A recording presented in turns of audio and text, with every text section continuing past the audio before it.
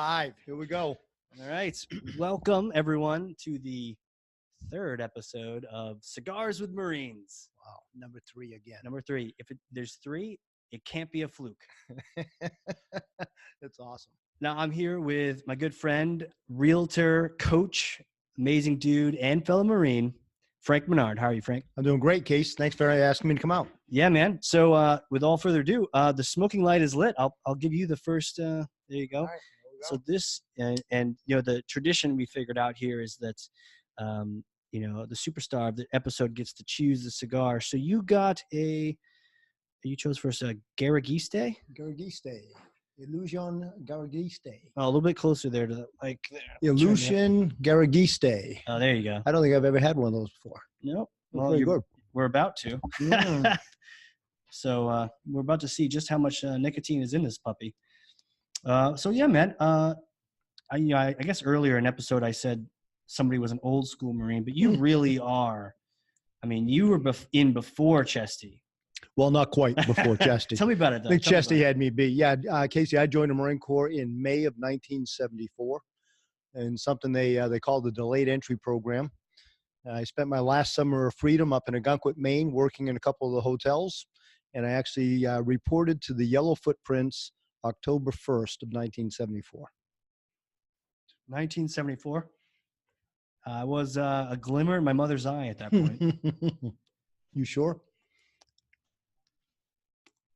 All that silence is us just narrowing down these Giragistes. I actually like that name now. Yeah, it's Giragiste. kind of getting them fired up a little bit. Yeah. You need that again? No, you're good. You're good. I think I'm good too. I think episode 2, I lit my cigar for about 2 minutes straight. Surprised no one called me out on that yet on YouTube, but it's true. Yeah. So Yellow Footprints, 1974. Mm-hmm. What was that like? Give me. Was it the same kind of thing that happens to us all? Yeah, you know, I think no matter what generation of Marines that I've had the opportunity to speak to, we all have a similar story to arriving at Parris Island. You know, you'd never get there during the daytime. It's always in the dark of night. You load up a bus. What is that? We always do get there. I don't think they want you to know how to get off. I think it's true. I didn't know how to get out of the island. Yeah. Yeah, it's on purpose. Yeah, it is on purpose. And you go across this bridge through the swamps of South Carolina. And then in my day, you arrived in front of an old wooden white building when you were introduced to the first drill instructors that you would be introduced to. And they were very nice. Oh, yeah, they're very nice. They were kind. Yeah, well, they were kind until they started speaking. Okay. And I still remember that day, actually. I had a buddy of mine. His name is Joe Grew. And Joe and I were sitting in the front seat as the bus was coming up. And we'd watched enough movies at the recruiting station of what boot camp was like. You know, so we kind of knew that when that door opens, you better be ready to haul ass and get off the bus. So Joe and I decided that we were going to be the first ones. We're in the front seat. That bus stopped, the door opened, we jumped up, and before you knew it, I had 2 hands slamming us back down into our seats, asking us, "Who the F told you to move?" Oh, and they finished that word, by the way. No one told you to move. Nobody told us to move, so why did we move? So the games have started. The games had begun. Yeah, it was interesting. Man, okay. Well, that's mine was similar. You know, it was always like a rickety bus too. It was never like a legit bus. Was it white? I don't know. Yeah, it was a white bus. White bus. Yeah, white bus. Surprised they didn't paint it some.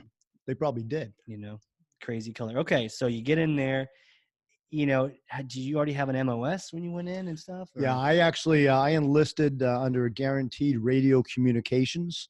I believe the story that my recruiter told me was that I told him I wanted to be a DJ.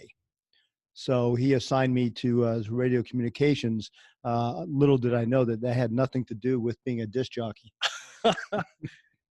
You wanted to be a radio DJ. Yeah. So they said, well, you know, this is a comm. This works. By the way, we all know. As soon as we heard that, we're like, you got guaranteed comm. You got guaranteed to get beat on by everyone. It was like, Menard, why is there calm down again? That's right. Why is the calm down? Reality was I was an infantryman with an extra 50 pounds on my back. Yeah. And if you knew what the radios were like then, nothing like the radios they have today. They have radios that fit in your pockets. Were they like Morse telegraphs? No, no, I think it was a hammer and a chisel. No, it was a PRC 25. We called them a Prick 25, or yeah. Prick 77, which is your crypto version of it. Right. And you had crypto back then, huh? Oh yeah, we had crypto back then. Right. Had a little key punch. We used to have to update it every day, and that was always interesting. Okay. And they had two styles of antenna. One was a 3-foot tape antenna, which was kind of cool for short distances. That's the bendy one, right? Right. That's the bendy one, almost like a piece of. So it's almost like a measuring tape. Yeah, it's like, I'm here, shoot me. Exactly. Yeah. Well, the 10-foot whip was much better than that, because that's the other antenna, which gives you a much longer distance. Right. And word has it that, of course, I never went to Vietnam. I joined right just as that was ending. Okay. But the word was that they didn't use too many 10-foot whips in Vietnam because it kind of highlighted where they were. Yeah. Yeah. Hey, I'm right here. Yeah, exactly. Jeez. Okay. So right after Vietnam, what was that like joining?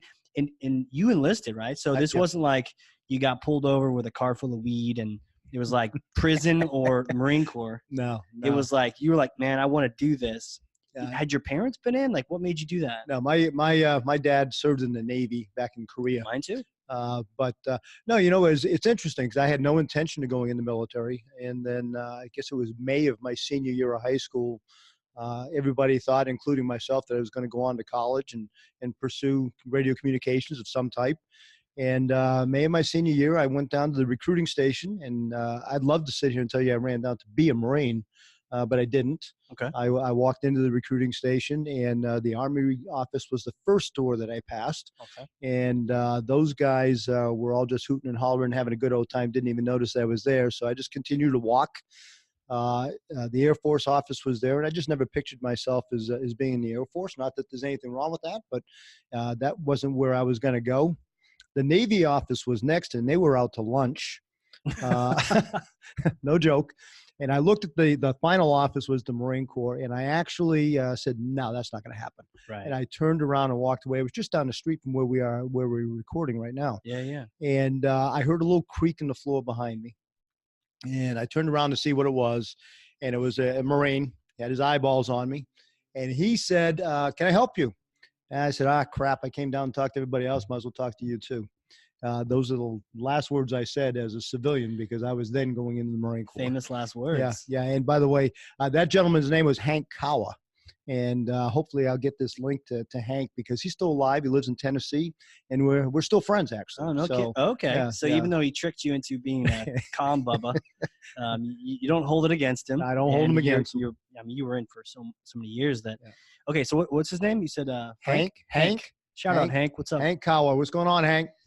Yeah, he good dude, and we've got a lot of great stories to tell. But I'd like to say that he had a major impact on my life, because there were a lot of things that I learned and did as a Marine that have kind of set me up for what I do today. So it's pretty cool. Yeah, yeah. So that, the joke is always that recruiters, and funny, you became one. We'll get to that, but the joke is always recruiters.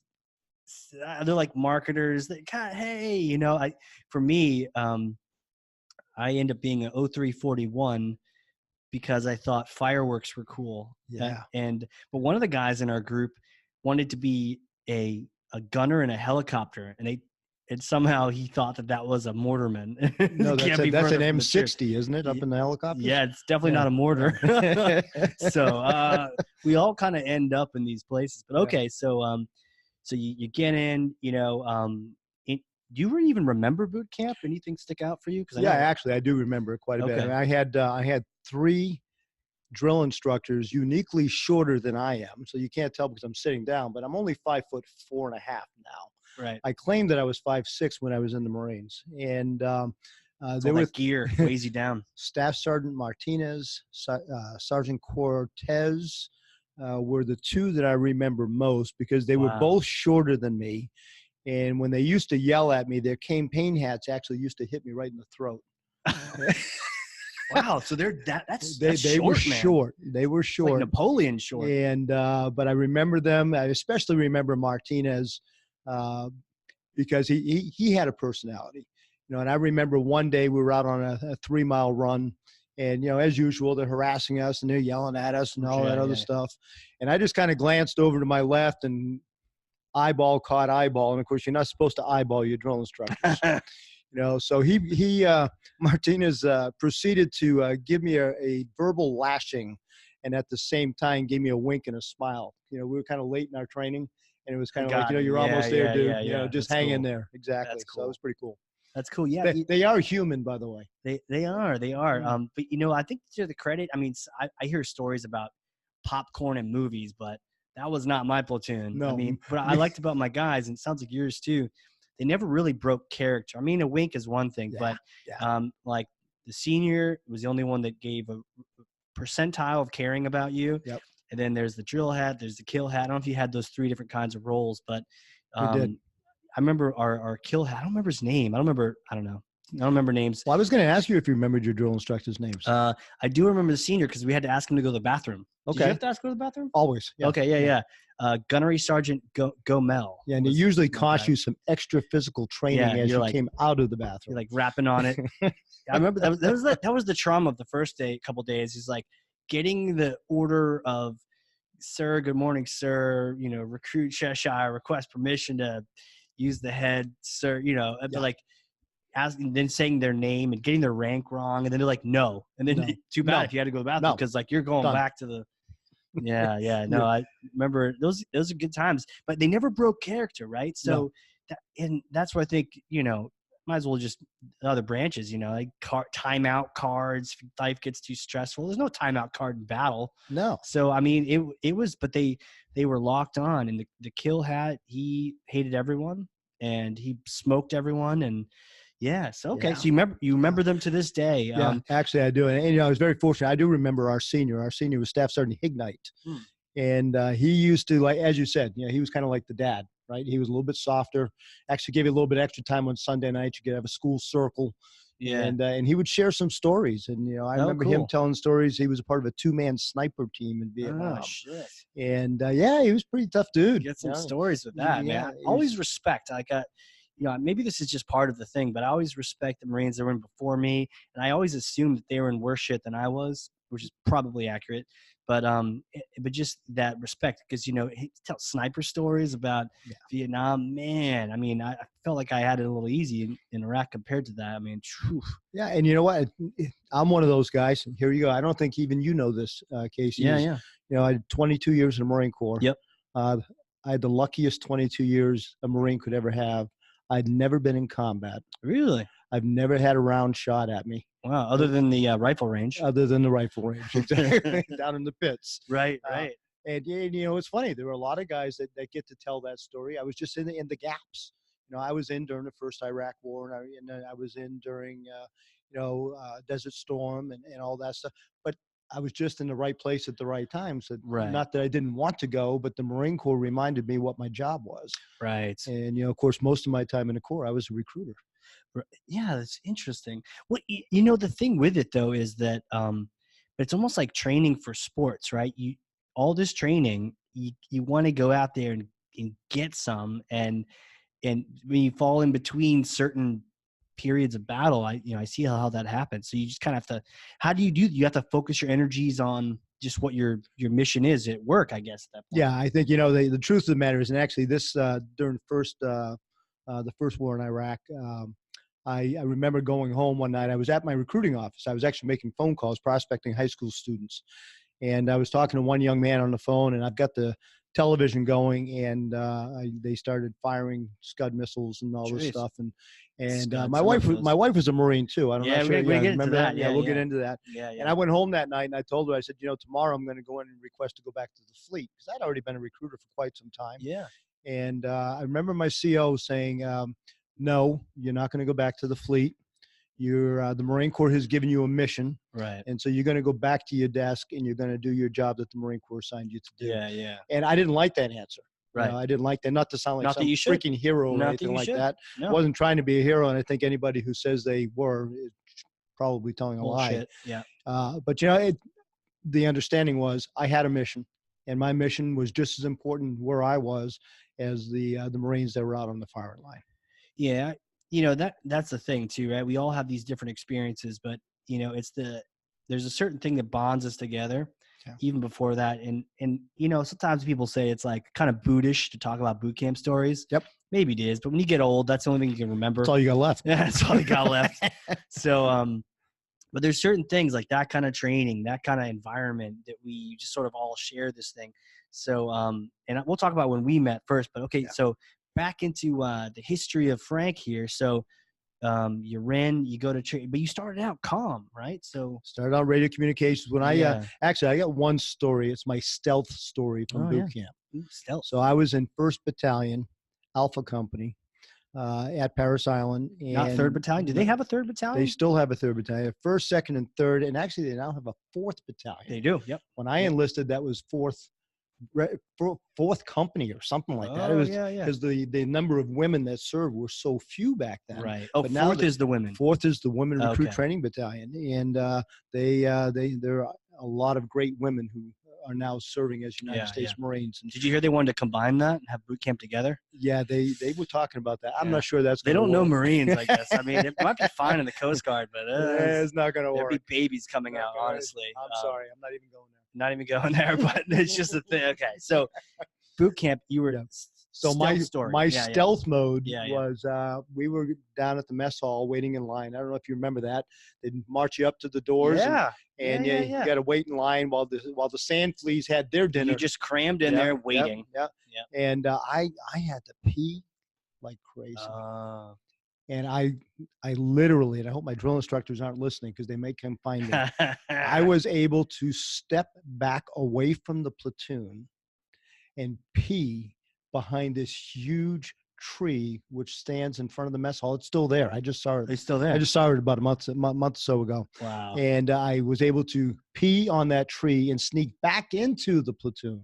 Wow. Without being detected. And they were still in line? Yeah. Okay, because they were already sitting down. That's my story. Dude, that's my story. That's your story. You must use some sniper skills to do that. It was stealthy. Well, a lot of it's like you got to look out for yourself. Sure, absolutely. And I think the biggest fear is always getting recycled. Because that just means you got to start over. Yeah. We forgot to do the warning. So civilians, turn it off. This is not for you. Yeah.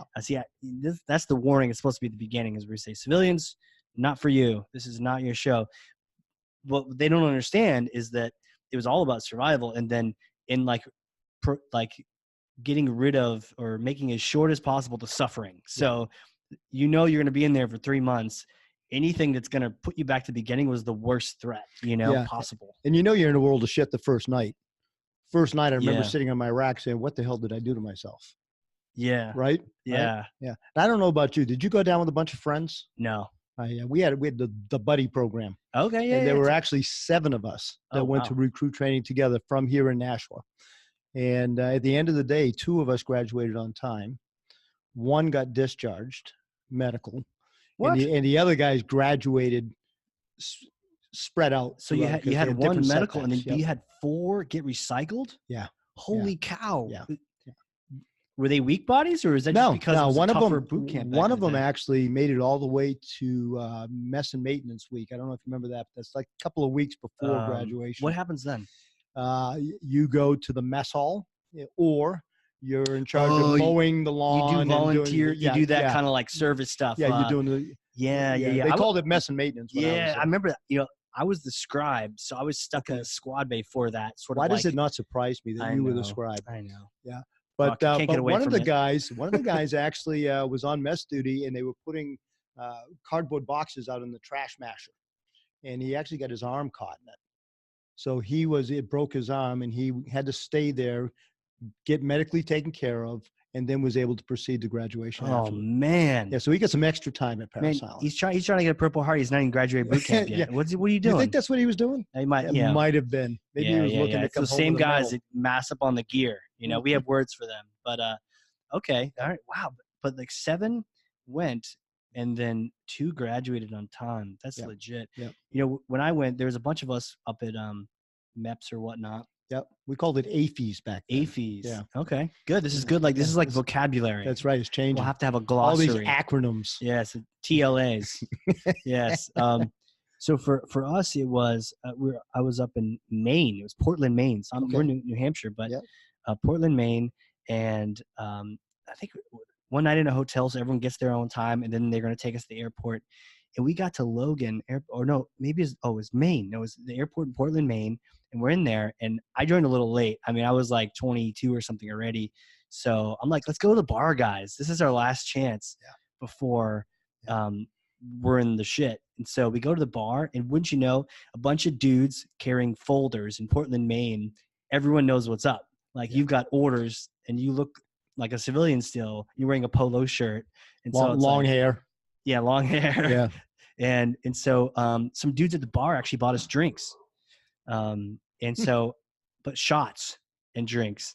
So I will say I was feeling great on the flight down to Atlanta, but on the flight from Atlanta to Savannah, I had a headache. So I feel like I'm proud to say I pretty much got to Paris Island with a hangover. There you go. So that made the whole entry even better. It was a headache. it was a hard day, but yeah, it was. Remember cool. in receiving where they threw all your clothes at you and stuff, and I had to have a pair of socks in my left hand, a pair of socks in my right hand. Yeah. Oh, put the other pair in your mouth. You got to show all three pair. Yeah, it was really interesting. It was the start of being told how to do every single step. Everything. That's kind of nice though. Like, what should I put on now? I don't know. Oh, my right sock. Yeah. All right, let's do that. Wait. Not how do you know that's your right sock? Right. I don't know. You look for the little R on the sock.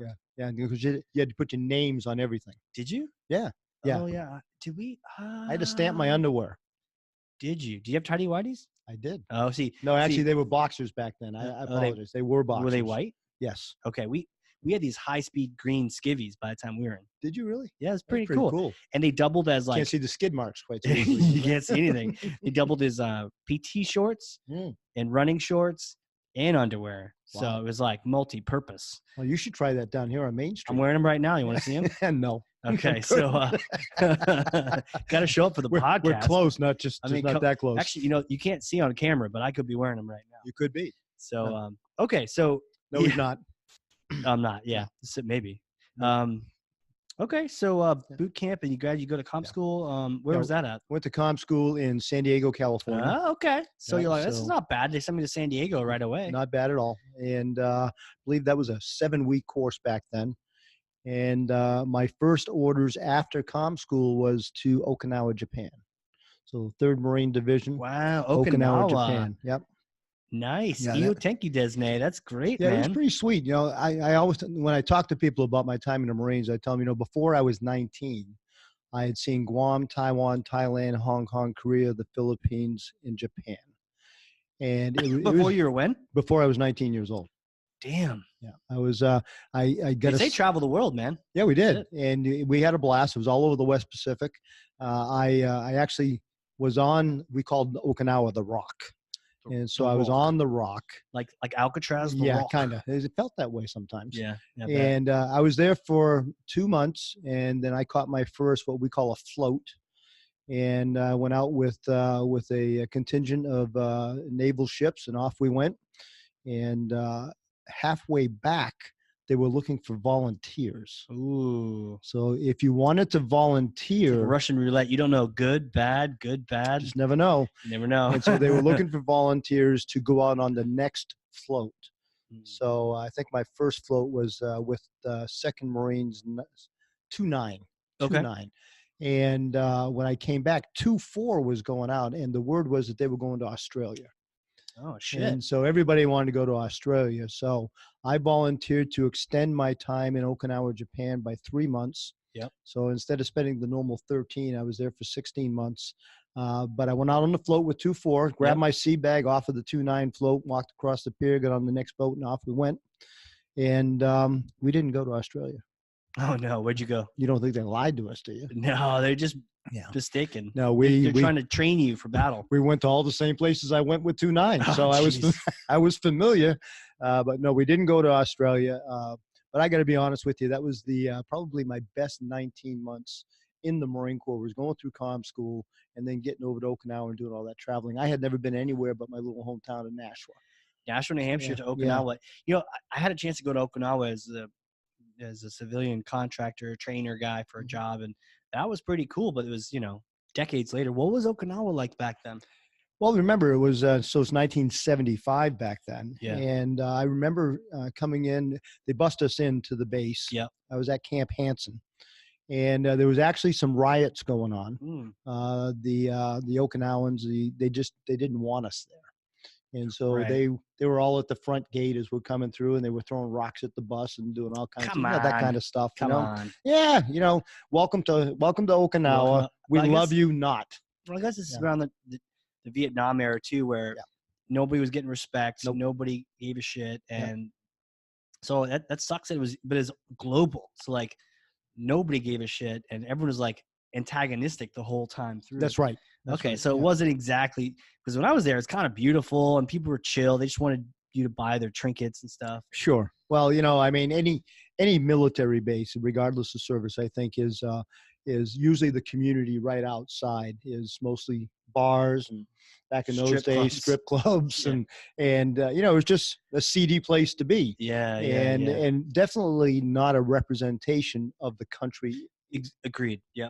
As itself, it's like right? this weird bubble. I spent quite a bit of time over in the Philippines. Subic Bay was a big naval base back then. Okay. It's closed now, but you would cross a bridge into Olongapo City, and Olongapo City is definitely not a representation of the Philippines as a whole. Right. If you went to Manila or something like that, it'd be a lot different. What were the floats like? You mentioned the deploying thing. I've never been on a float. Oh, really? Yeah, I've never been on the only ships I've been on like ferries to, the local islands around Cape Cod. You were riding ferries?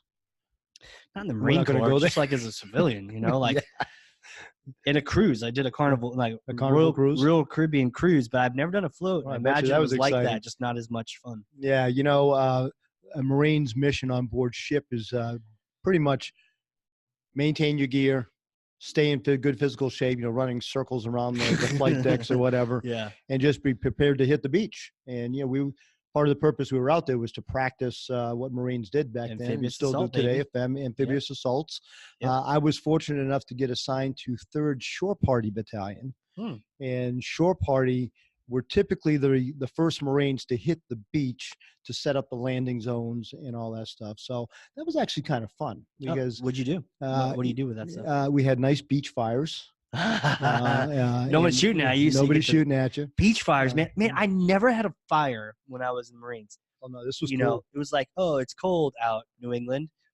And like perfect time for a fire. I probably would have re-upped if there was a fire. We had bonfires. Damn it. I remember drinking our Red Label and Blue Label sake. Oh, the locals would bring us stuff. It was pretty cool. Oh, and then the next day, when everybody else came on the beach, I mean, we had a pretty hefty job. We had to get everybody in, get all the gear off, get everybody in place. Oh, sure, Frank. Drinking sake. Yeah, talk about a hangover.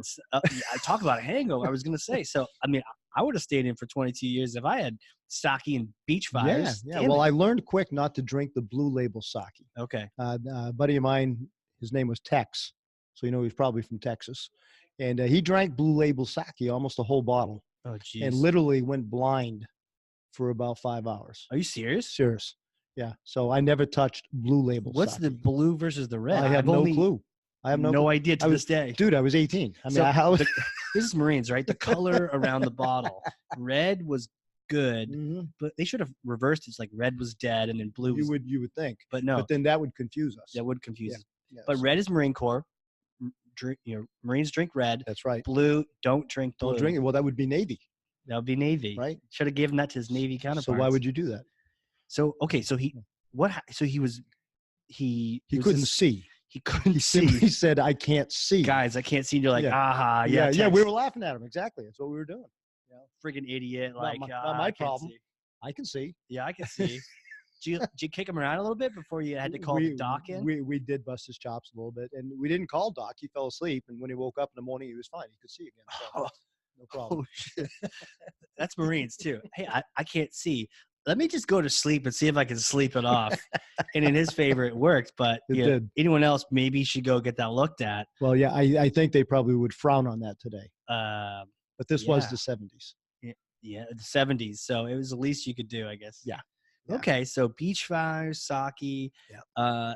to prepare for beach landings and then back on the ship. And then is the ship just, you're on board, you know all the vocab, but you're just trying not to go insane from boredom? Right. Well, yeah, I mean, we played a lot of spades. I don't know if you ever played spades. Yeah. Great card game. It's like the game. Yeah. And ironically, most Marines stayed down below decks in their billet areas, playing spades, cribbage, that kind of stuff, making sure the gear is clean and ready for operation.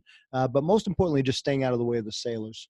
They got a job to do on board ship, and we didn't want to interfere with what they were doing. What kind of a ship were you on at that point? I was on an LSD, an LPH, and an LST. Those are the they don't even call them that anymore.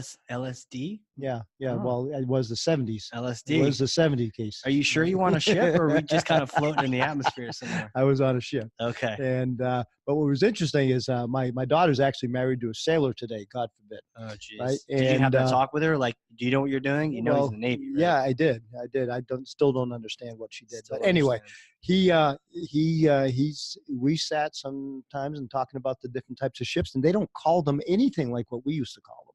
Oh, I have no idea when he's talking about what ship acronyms? he's on or what class it is. I have no clue what it was. no clue. No, Totally different. totally different thing. words. Yeah, exactly. So what was it like? Are you in like bunks? Is it like a squad bay when you're on there? No, they were bunks stacked. I believe they were stacked 4, maybe 5 high.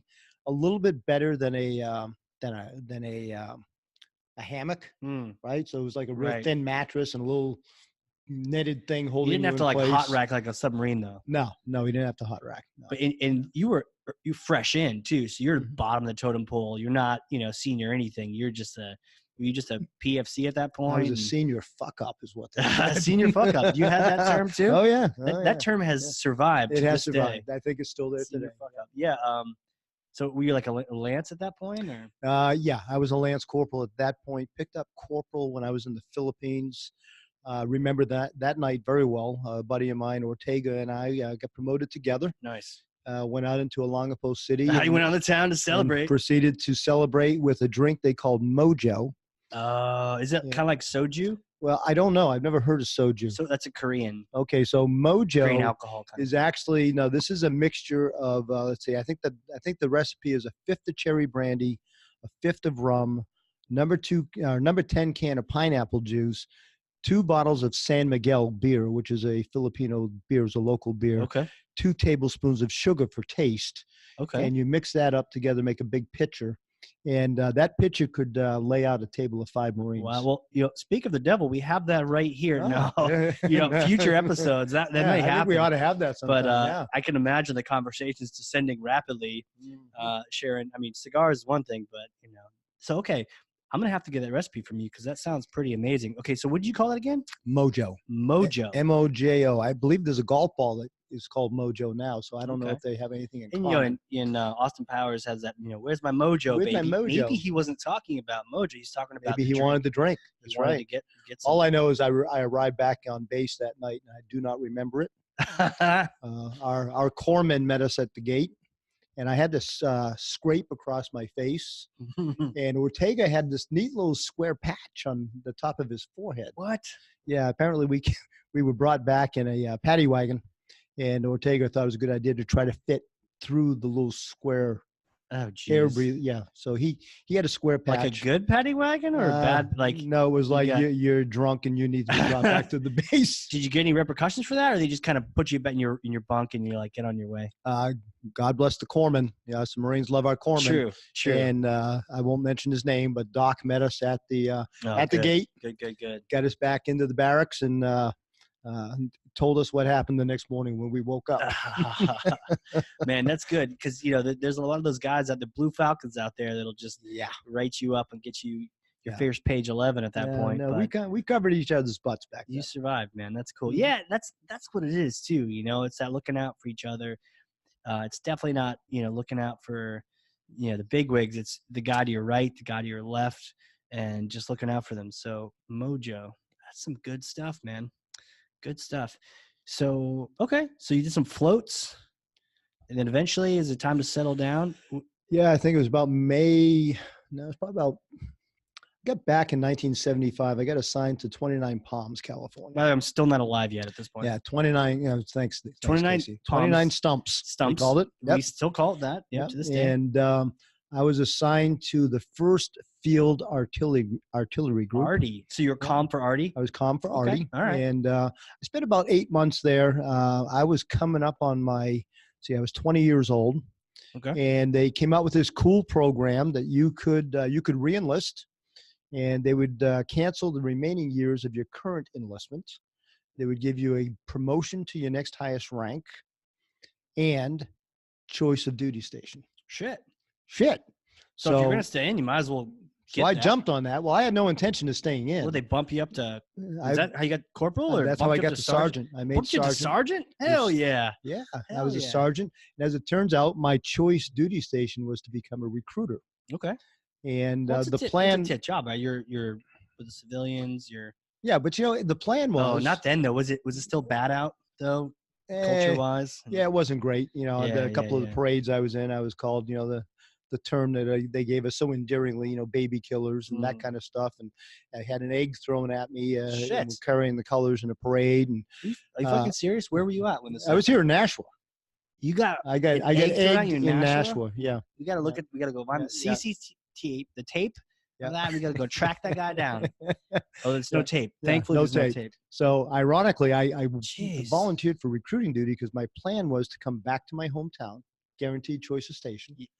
And so you get to pick. You got promotion, and you got your choice of a job. I replaced my recruiter.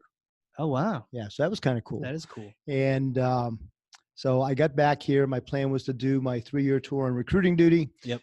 Use that time to network and find myself a good job. Yeah. And then get out of the Corps and do my thing. Shit. And then I met a woman. Okay, I was gonna say why would you stay in? But okay. I met a woman. How did that? Carol, right? So I met Carol. Carol was actually in the delayed entry program when I took over the Nashua recruiting station. Wow. So what do they call it? They have a term for those people? They're Poolies. Poolies. Yeah, poolies. Yeah. Okay, I was a poolie for like a week. Yeah, we call them poolies. Yeah. Okay. And so I took over the station, and we had this big board in the office that told us who was supposed to ship to boot camp when. And I get a phone call one day saying, "Hey, where's Summerall?" I said, "I don't know. Oh. She's not scheduled to leave for another week." She said, "No, she was supposed to leave today." Oh, shit. So she missed the bus. Who messed that one up? I'm going to blame it on Hank because somebody put the dates wrong up on the board, right? What are you doing, Hank? But Carol blames it on me. She says I screwed up. That was the start of many blames, I'm sure. Exactly. So we had to find Carol, who apparently was up in the mountains hiking and camping and doing that kind of stuff. Enjoying life. Yeah. And knowing that her life was soon about to change. Over. So my meeting with Carol was nothing more than getting her back in time and getting her on the bus. And she actually got to report to the Yellow Footprints with a busload of male Marines, which doesn't usually happen. Okay. And they get the same treatment when they get off the bus. It's they want them on the Yellow Footprints. Yeah. The DI just didn't know there was a female involved. And handling operational, when the process isn't followed, usually no one knows what's going on. They're That's right. We've got female what do we do? What do we do? Exactly. What do we do? It's like, what are you doing here? And she tells the story better than I do. But she pretty much said, well, because you told me to. And of course, you don't say the word you in boot camp, right? Yeah. So they truly didn't know what to do. And I'm not sure how they completely figured it out, but they got her to where she needed to be. They didn't have a 4th battalion at that point, or they did? No, it was a company. It was a 4th company. Fourth company. Yeah, it was just a company. And they weren't picking up because normally they'd be on a bus. That's right. They had picked up like 3 or 4 days earlier. It was great. I've been paying for that for 41 years. For that, man. So what did she do? She joined the Marine Corps. Ready? Yeah. To be in the band. Be in the band. Yeah. Okay. Yeah. She played clarinet and sax at Milford High School. Actually played clarinet, first chair clarinet at Milford High. And when she joined the Marine Corps, they had to choose a secondary instrument. So once she got through boot camp, she went on to the Naval School of Music in Little Creek. And she minored in sax, and that's actually her favorite instrument. Wow. I took I was doing trumpet when I was in high school, and trumpet teacher actually was in the Marine Corps band. And I just remember that's kind of a cool gig. And at first people are like, kind of shitting on the people that are in the band, but then you realize, man, they made the right call when you're sleeping on some rocky ground route with mosquitoes. You're like, man, band sounds pretty good. Yeah, they're riding the bus and having a party. Yeah. But just to be clear, because there's the Marine Corps band. Okay. And then there's Marine Corps bands. Okay. Right. Bands around the world. So Carol was not part of the Marine Corps band. The band. Actually, I think rumor has it that the Marine Corps band, actually, they're not Marines. Really? What? Yeah. Yeah. They didn't. Yeah. They're professional musicians. Oh, maybe they are now. Maybe. Always. Just saying, we'll have to look into this. We'll have to get our fact checkers on this. But Carol was actually stationed with the 2nd Marine Air Wing at Marine Corps Air Station, Cherry Point. Okay. So you met there. We met in Nashville. You kind of gave her this weird send-off. Yeah. Sent her the wrong time. She came back, and we got her on 30 days recruiter assistant duty when she graduated. Was her impression any better of you at that point, other than the recruiter that sent me down at the wrong time? Well, Casey, as the story goes, we knew each other for 2 weeks. We got engaged. And then we got married 6 months later. She was at the Naval School of Music for 6 months. So we were separated the whole time. Wow. And when we got married, which was May 6th of 1978, 1:00, St. John's Church over in Hudson. Oh, over here in New Hampshire. Wow. Yeah. And when we left for our honeymoon, I put in a request to create a joint household because we knew Carol was going to be in North Carolina. Mm-hmm. And the Marine Corps was gracious enough to have transfer orders for me to take over a recruiting station in Kinston, North Carolina. Down there. God, I was going to say, like, it's always interesting, but they kind of played ball with you to keep you. They did. It was really kind of cool. It is and cool. I remember our wedding. We had it over at a VFW hall. I think it was over in Derry. And all the Marines showed up, of course. And, it was a military wedding, which really cracks me up. My father-in-law. The saber tunnel? Oh, yeah. My father-in-law was Navy. My best man was my fellow recruiter here in Nashville. Okay. And father-in-law's Navy. That's not bad. Yeah, not bad. He's probably like, he's probably talking to his daughter, just like you're talking to yours, been like, really? Mm-hmm. Marrying a Marine? Mm-hmm. But he probably had more of a cow when she joined the Marines. Who you hardly even knew, right? Right. So he knew for 2 weeks? Yeah, we knew knew each other for 2 weeks. How did that even work? Just fast, huh? Just we went to the wedding, to the rehearsal for the wedding. Yeah. And I remember my best man and I coming out in our dress blues and doing a snap, crackle, pop, about face, the whole bit. Yeah. And my father-in-law's in the back of the church. That's enough of that military shit. I think he missed the point that it was a military wedding. Yeah, we had the swords. And if any of you who have been married as Marines, having the full sabers and the whole bit, we welcomed the bride to the Corps in a very special fashion. The swords come down in front of us, but one comes behind, and she gets a gentle little smack on the behind, which she didn't expect. I've heard about that. Yeah. Tina luckily avoided that. Oh, it's too bad. We'll have to make sure that we have to catch up, right? Hey, Tina, come here. I had this NCO sword I want to hit you with real quick. That's funny. Wow. Okay, so cool. Down to Cherry Point. That's down to Cherry Point, that's and cool. I got my first office hours in North Carolina. What's that? That means I was in trouble. Oh no! Because I disagreed with the decision of a senior officer. Who was the operations officer. And I thought I could do something that I knew I could do, and he chose to believe that we couldn't do it. And unfortunately, when I handed the phone back to my non-commissioned officer in charge, who was a gunnery sergeant at that time, I had a few choice words as the phone was passing, and they were heard. And what were these words like? What did they sound like? So they sounded like, this motherfucker won't let me do what I need to do. Yeah. and so this is like the old, so he heard that. This is like a real phone, with wires and shit, hardline. Oh man. He heard it, and I believe the first words he said to my gunny, who was the NCOIC in charge, was, have him at the headquarters tomorrow morning at 8 a.m. Shit. But it wasn't all bad. No? No. After I got my office hours, which means they yelled and screamed at me and told me I was a bad boy or whatever. But the sergeant major, the senior enlisted man of the command, called me into his office. Oh, right. Because he's like, you're messing with my officers here. Yeah. So you know what he said, Casey? Sergeant major of that, not the Marine that Corps, recruiting station. Of that station. Yeah. Okay. So you know what he said? What did he say? He said, congratulations, Menard. You're now qualified to become a staff sergeant. Can't become a staff NCO unless you've had office hours. Oh. I said, I didn't know it was that easy, Sergeant Major. Okay. All right. So actually, shortly thereafter, I got promoted to staff sergeant. Wow.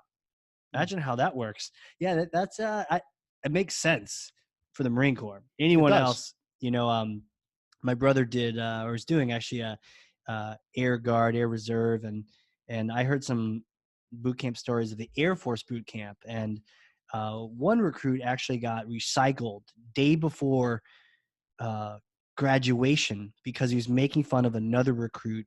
They were calling him, they were giving him a nickname. Oh, he had a nickname. I mean, everyone has a nickname. Everybody has a nickname. Yeah. But I think his nickname was something to do with mushrooms based on the size of that particular person. And I don't know. I think that's a pretty clever nickname. Sure. Honestly. Sure. He would have gotten a promotion in the Marine Corps. Honestly. Absolutely. But yeah, so you got office hours, and that got you a little promotion, actually. Well, at least got me some recognition. Did you ever get a page 11? Yeah. That's what that was. Yeah, my that office was hours gave me a office page hours 11. was it okay? Yeah. Because the phrase is you're not Trustee Puller, I think, right? You're not really a Marine until you have had page 11. Page 11 entry. Yep. And I don't think you can even listen to the show unless you've had it. Right. We'll let you listen. How many do you think are out there that have had page 11s? Hopefully everyone. I hope so. Hopefully, especially if they were non-commissioned officers. Yeah. You should leave a comment on YouTube if you have. Yeah, you really should. And tell us what it was for. And tell us the story. Yeah. There's always good stories. What was it for? What did you do? Yeah, absolutely. That's cool. Okay. So good deal. I could see how that would keep you in. Like, hey, the missus is in. She's got her thing. You're getting hooked up. You're both. I mean, you're getting BAH. You're getting all the. You're getting all the pay. BAH. Do you not have that? The Basic housing allowance. Yeah. Yeah. I just thought the people listening might not remember. If you don't know, you can't listen. Yeah. Can't listen. Get off. Shut it off now. Turn it off before we get banned on YouTube. Well, what was interesting, Casey, it didn't keep me in. Wow. I actually got out of the Marine Corps in 1980. Really? Yeah. I was born. Yeah. You're here. I'm here. You're here. Casey is here. Okay, so I got out of the Marine Corps. Now we're talking. Okay. 1980. What happened? So we chose to get out, and you both did. We both did. Okay. Well, Carol served 3 years, so her term was up, and I decided to get out of the Marine Corps and come back here to my hometown. And I actually went to work for an insurance company. Ooh. Yeah, I was going to be an insurance salesman. Hey, I was a recruiter. Similar, right? Same thing. And ironically, I think I sold insurance for 9 months. And I made the $1 million round table. Oh yeah, yeah. And what's that? Like you sold enough? Yeah, I sold $1 million in policies or whatever. Okay. I don't even remember what I got it for, but I got it. Right, typical Marine Corps fashion. Yeah, but your Marine Corps work was sort of training you to launch into something else. So, that's okay, right. you use those skills, the hustle skills. Yep, and that's cool. And then I said to my wife, I said I'm going to go back in, and she was on board. Carol's a supportive Marine. She did not. Okay. She's like, you're she crazy. Said, one of us is enough. Yeah, we're good. Yeah. And so I remember my sales manager for the insurance company actually walked in that next morning. Okay. And I'd gotten high and tight because he knew I was ready to go. Right. Yep. And he said, "You're going back, aren't you?" I said, "Yeah, going back." And I literally walked down to the recruiting station. The recruiter got up to help me. And I said, "You can sit down, Sergeant. I know how to fill out the paperwork." Oh, well, you were staff at that point, right? Well, I filled out my re-enlistment paperwork. Okay. And actually, they took away staff sergeant from me. Were you staff? And then you got out? I was a staff. I got out. You had to re-enlist? And I lost a rank because I'd been out long enough and blah, blah, blah.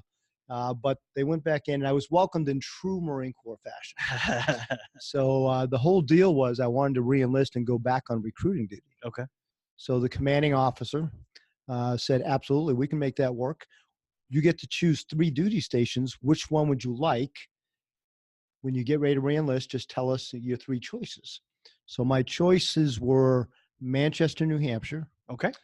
I believe it was Presque Isle, Maine, and Portland, actually, where you started. Here, right? though, but yeah, I was all up here. I was up here. Well, Carol's not in, so you could be anywhere. Right. Could have been anywhere, but I chose to be up here. Okay. And so I everything I went through the process, did the physical all over again, and I'm being sworn in.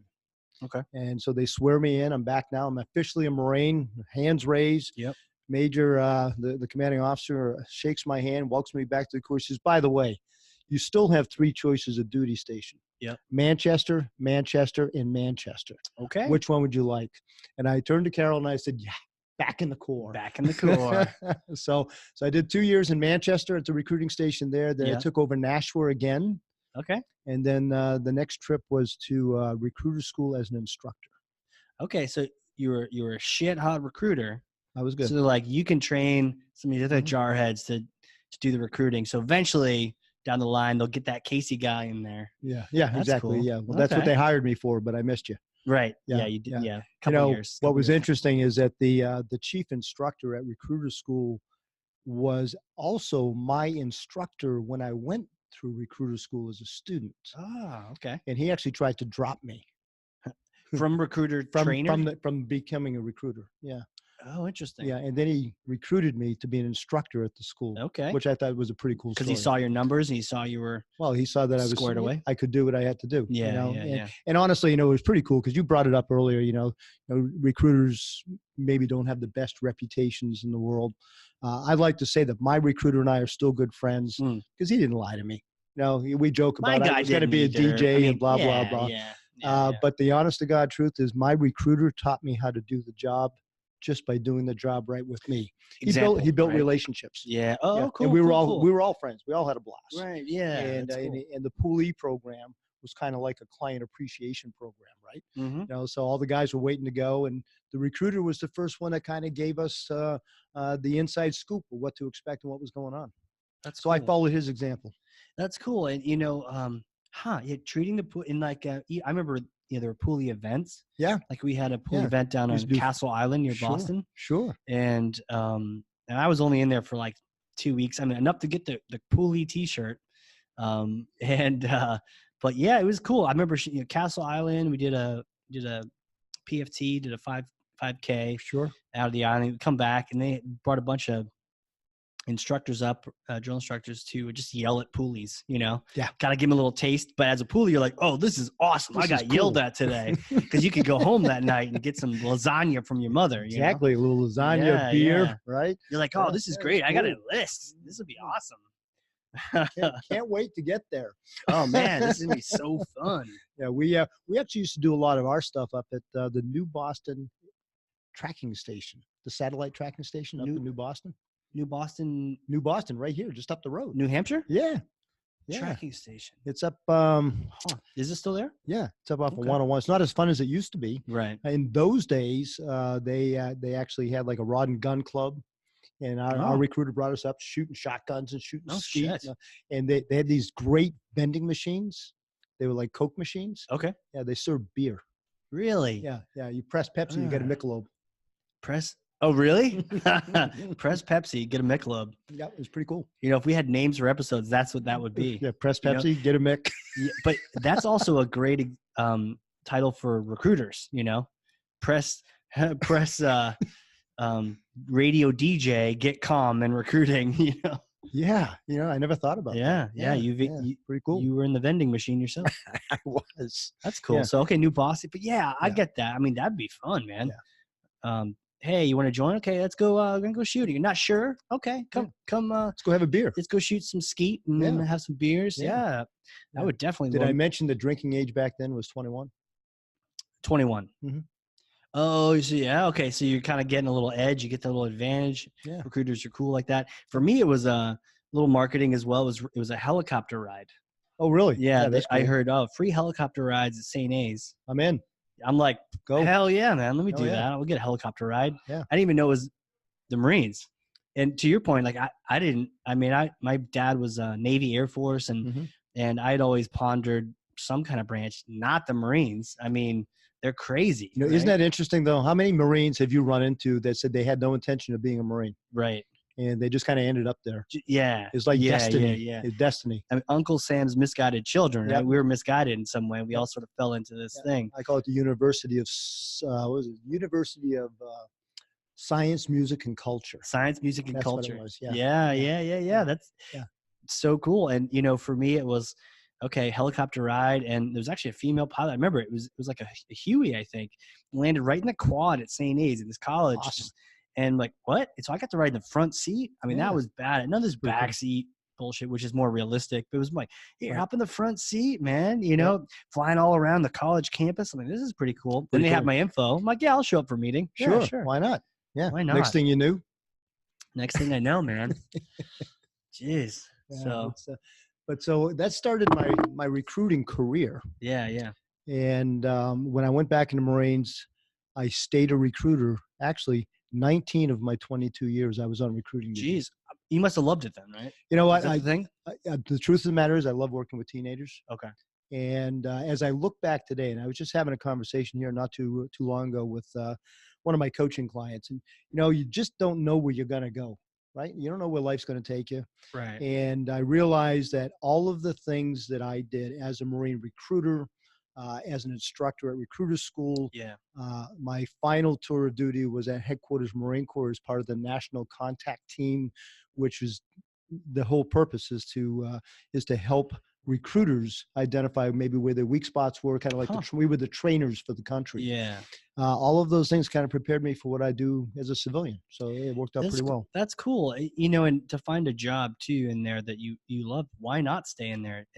But yeah, I see that, working with the teens, but also it's like working with people that were just as, unguided as you were at the time where, yeah, I always felt like recruiters were really squared away, and that of all the different, groups and services, like they had it down to a science. Is that accurate? You had it down to a science of how you actually, work people through that process? Yeah. A lot of people don't know.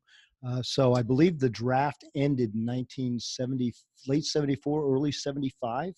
So I graduated from high school in 74. I was the last group that had to register for the draft back then when they did away with it. Right. And it was about that time that all of the services started having professional sales training for all of the recruiters. Wow. So we went through professional selling skills sponsored by Xerox Corporation. Really? Yeah. So the sales training that people were receiving at Xerox was the same training that we were getting. Oh, no kidding. Yeah, and that was pretty cool. So yeah, there was a system. Sell it. You were selling the career move. You were selling the core. The enlistment, selling the core. We would spend our days making phone calls to high school suspects. Suspects, suspect they might be interested in the core. Suspect.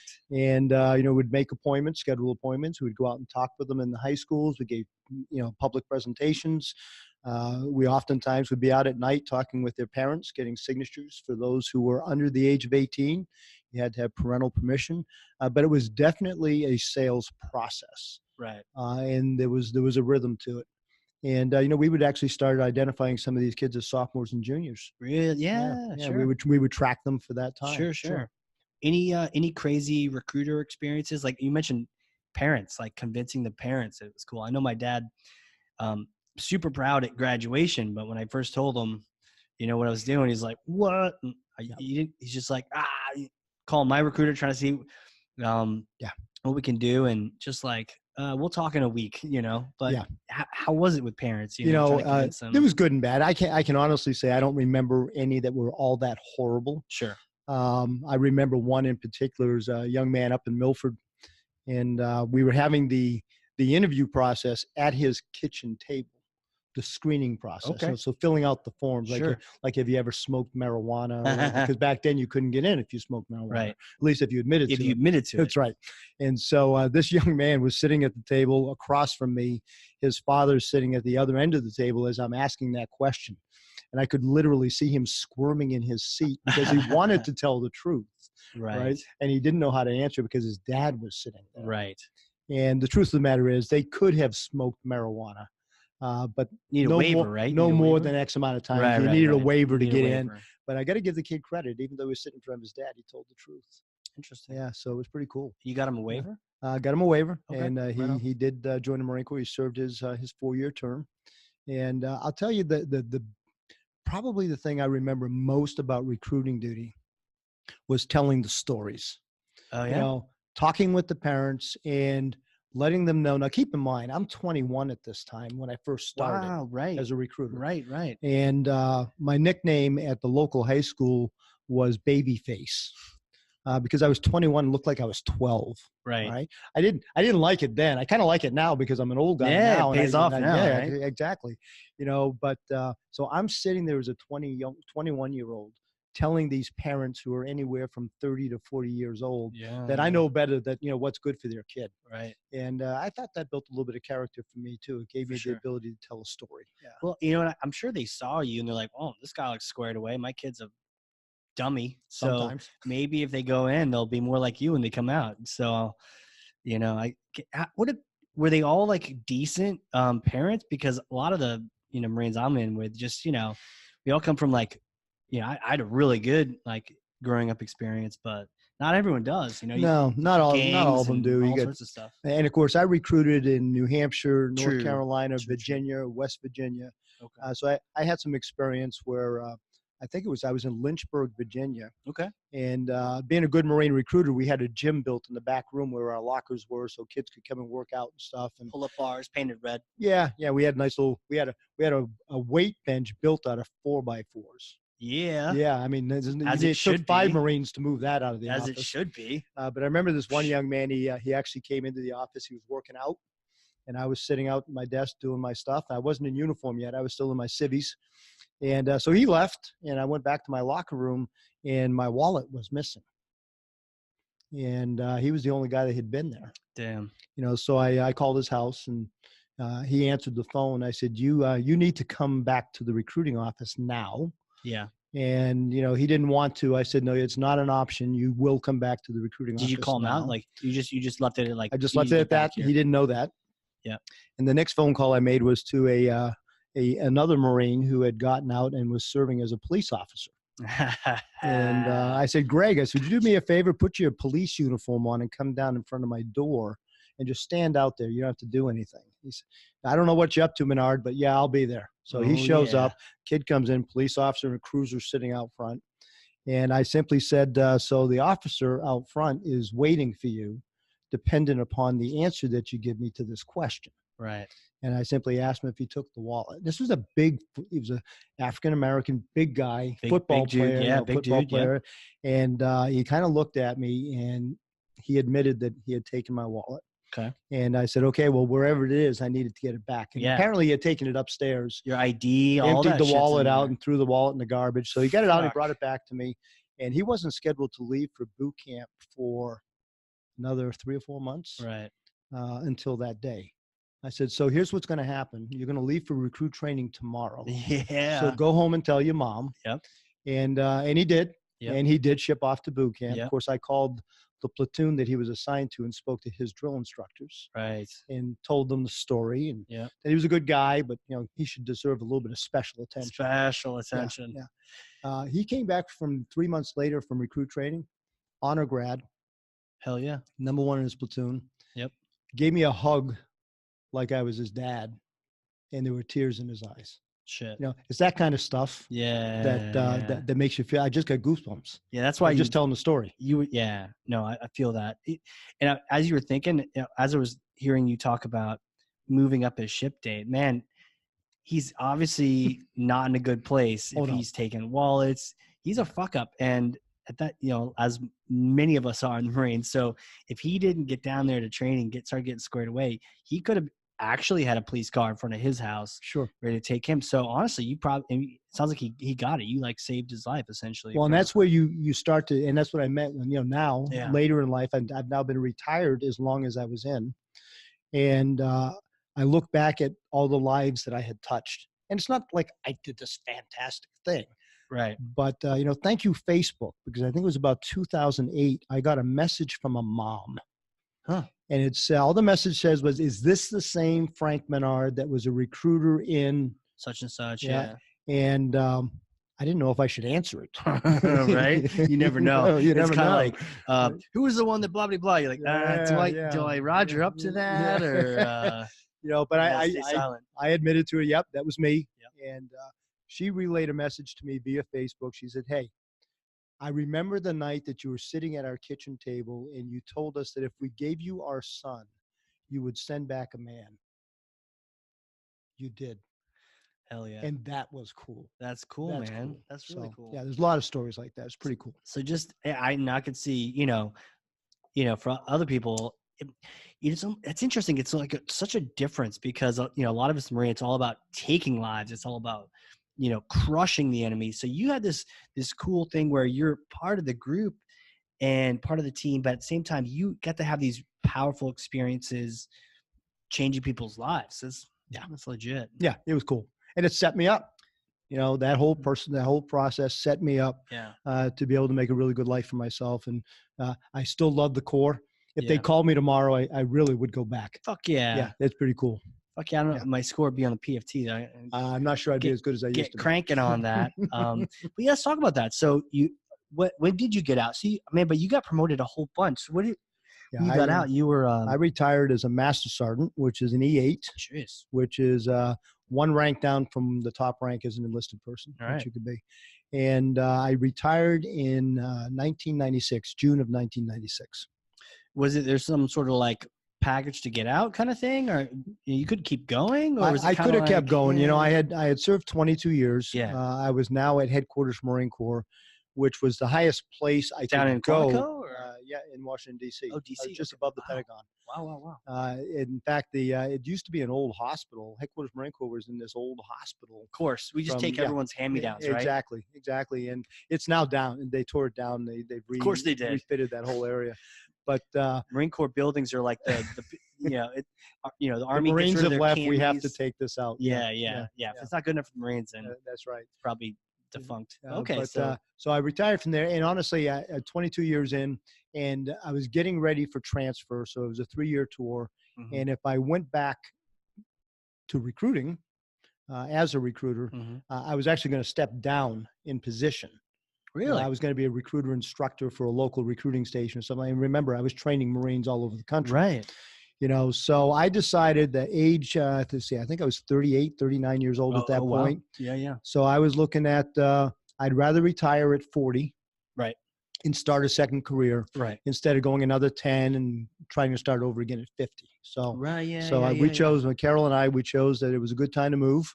And we came right back here to New Hampshire with a 10-year-old and an 8-year-old. Okay, so you had kids, and so 2 kids. Yeah. But you got the retirement, you got that pension coming in, and then it's time to reinvent yourself. Yeah. So I came back and sold cars. So yeah, tell me about this. So you know, because this is really the challenge for a lot of Marines, right? You're kicking ass, you know the deal, you know the ecosystem. Yeah. And you had certainly figured it out by that point. Yep. And then you get into civilian life, and it's all nasty. It's all different. It's all different. I remember I had no intent to sell cars. Okay. I came back here. I was going to be a headhunter, a recruiter. Might as well. Right? Absolutely. Yeah. And I remember speaking with a headhunter, talking about becoming a headhunter. And he laughed at me when I told him, he said, "So what's your experience in sales and recruiting?" And I told him, well, I was a Marine recruiter for 19 years. Was the answer actually like, "Bitch, please, like, I got this"? Yeah. Got this in spades, or were you humble about it? No, I was humble about it. I said, look, I was a recruiter for 19 years. And he laughed because he said, "What's that got to do with recruiting? They just walked in the door and joined, right?" Idiot. Yeah. So I had to find, my wife and children were still in Virginia. They were packing up to come back up here. And I said, well, look, I always used to tell my recruiter students that if you learn the skills that we teach you at recruiter school, you'll never be unemployed. Right. So I can sell cars. Sure. So I just need to find a job to pay for the rent and get the family resettled. Get the family settled, yeah. So I went locally. McMulkin Chevrolet was the first place I went to sell cars. But the headhunters were idiots, and they didn't want to give me a shot. So screw you guys. I'm gonna sell cars. Okay. Yeah. You know, I just bought a car we got Tina a new car last weekend. I should have called you. I didn't realize this. So, okay. So what was that like, going from, being all squared away, high and tight, to, I guess you were kind of always in that civilian world anyways as a recruiter, but now you're selling cars? Yeah. It was different. Yeah. I don't know what our audience thinks about car salesmen, but it certainly wasn't the same respect I got as a Marine. Yeah. Good point, man. So it was different. Good point. By this point, you were getting respect. Like, what year did you get out? 1996. 96. So were you getting the love, like the veteran love? It was much better. Much better. Yeah, no eggs and shit. Exactly. It was much better. Yeah. Okay. So, I'm at McMulkin Chevrolet. Okay. And, they won't mind it. They had a nickname. It was called the House of Pain. The House of God. So, well, a car sales job is a car sales job. And it's tough. It's a grind. When I reported on duty, I actually responded to an ad in the paper looking for an executive salesman. So, executive sales. I thought that sounded good. Oh, sounds nice. So I went down and I interviewed, and they hired me. And it was winter. It was January. And they handed me my executive snow broom. So Shoveling cars. that was so we could brush the snow Brush off the the snow off the cars, right? cars. And so I did that for a little bit at McMulkin, and Yep. then I decided to make a move to Doble's Chevrolet up in Manchester, which is now Quirk, Hmm. and was fortunate enough to work for the owner. His name, he's since passed, but his name was Mr. Monty. Mr. Monty. And probably one of the nicest guys I've ever met, Navy guy. Oh, okay. And he gave me an opportunity, and I remember going back. It was lunchtime. I had clients in the showroom waiting to pick up their vehicle, and I went back to the recon department to see if it was ready, and Okay. everybody was sitting around having lunch. And I said, I've got a client waiting. That car was supposed to be ready by noon.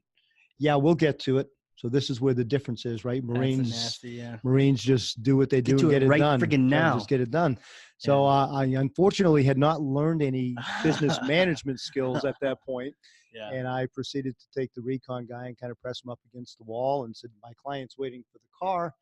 Shortly thereafter, I was brought into Mr. Monty's office. Okay.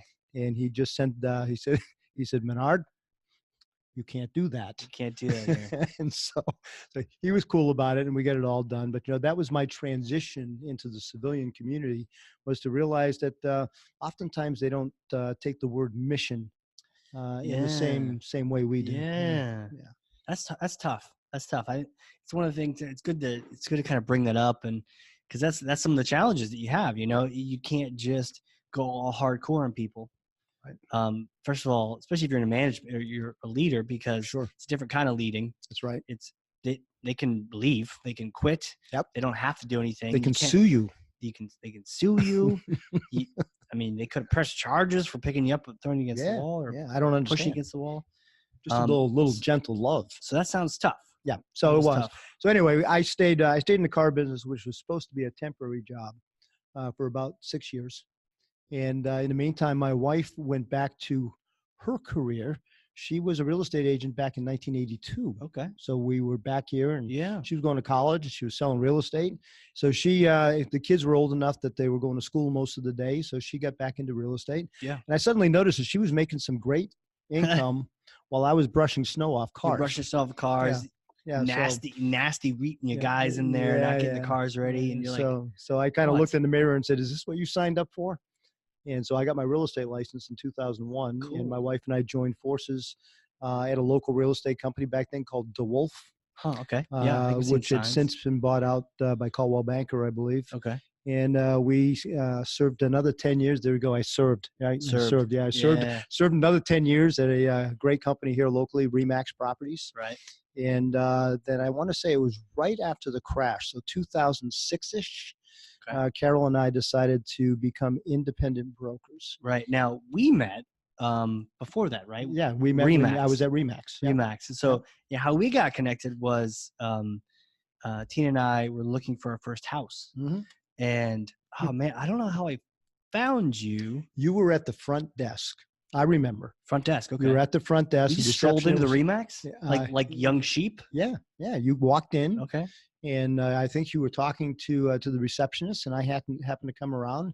I don't remember if I was the up agent at that time or whatever, but I greeted you guys and said, how can I help you? And that's how it all started. Remember taking you out and showing you properties? Yeah. At some point, though, it was like finding out that you were Marines. You are a Marine, too. We were Marines, yeah. And they were like, oh, man. I think that's a strength I think we overlook. Is that finding out the other person's a Marine, it kind of just changes the whole conversation. Absolutely. So we were definitely nervous because it's like first house, and we had actually worked with another realtor prior to that who was trying to throw us into some weird house condo thing. Yeah. And you could tell, everyone's, I don't know, good person, bad person, but it was just different, and this is where I think the skills that I learned in the Marines as a recruiter really molded how I was going to sell real estate. It's never been really about the money. Okay. In my mind, there's two ways that you can sell anything. Yeah. It's either transactional or it's relational. And so transactional is, I sold it, done, see you later. See ya. Don't call me if you need any help. Right. And I'll tell you a story about the car business in a minute. Yeah. Okay. But or it's relational, where God, Casey, how long have we known each other now? Too long. Yeah, it's been 12 years. It was Has it been that long? 2005, 6? 2005 or 6, so it's almost It was 12 like the years. last year the house Yeah. credit It's was 13 years. My math is getting better. 13 years, man. 13 That's a long years. time. Cheers. And you know, we're still here, and Yep. we're still talking to each other, and you're still in the same Heck house yeah. I sold you, actually. There we are. Yeah, you Yeah, are. we are. And you know, so it's that relational thing where, okay, yeah, we sold you the house, I got a great check, but I'm still there if you need me. And we've had a couple of occasions over the years where you've called and asked for some advice and stuff, and you know, I'm still there. And so there are a lot of real estate agents that work that way. Unfortunately, like any industry, there are people who are transactional, Right. and they're not really too concerned about the relationship. Right. And I think people perceive that too. Yeah. People perceive if you're just out there to get that sale. That's always my chief complaint with realtors is I would perceive the transactional realtor. You could just tell, like, it seeps through them. Just this like an ooze. You could tell they just, and I was sort of like thinking about my thinking. I'm like, man, these people just want me to buy anything, not even the right house for us. Yeah, my kids got to eat. Yeah. I guess you can't blame them in that regard, but half the battle of what I wanted a realtor for, because at that point there's websites and stuff. Yep. Was what do I not know? You Right. know, what do I not know about buying a house? What do I not know? Everything. I don't know anything about buying a house at that point. So, you know, when you were coming along, it's like, Maureen, I just kind of knew, okay, you're going to kind of give me the scoop, the behind the scenes scoop on this is how this actually works. And we had a hell of a time. We'll talk about the fun negotiations we had with the realtor, but tell me the car story. What was the transactional car? Yeah. So the car story was, I remember sitting at my desk. Now when you're in an automotive dealership, you got to be watching the door and watching the lot. So if somebody comes on the lot, even though they might just be shopping, you know, go get them. You got to go. Yeah. Yeah. Don't let them off the lot. And I was in my cubicle. I was actually making phone calls to my clients. And Mr. Monty came up to me one day. He said, "What are you doing?" He said, "You're supposed to be watching the floor." Yeah. I said, "Well, I'm calling clients I delivered cars to a couple of weeks ago just to make sure everything's okay. Make sure they're good." And he said, "Well, okay, but what happens if it's not okay?" I said, "Well, then I get to be a hero. Yeah, I can maybe try to help him fix the problem, right?" Friggin' fix it at that point. And he says, "And what happens if you can't fix the problem?" And I remember it like it was yesterday. I said, "Well, then that's your problem." Yeah. Because he was the owner. Yeah, and he chuckled. You know, he kind of walked away and did his thing. Yeah. But that following Saturday, he caught me at the postage machine. And I was running these notes and letters through the machine. And he said, "What are you doing?"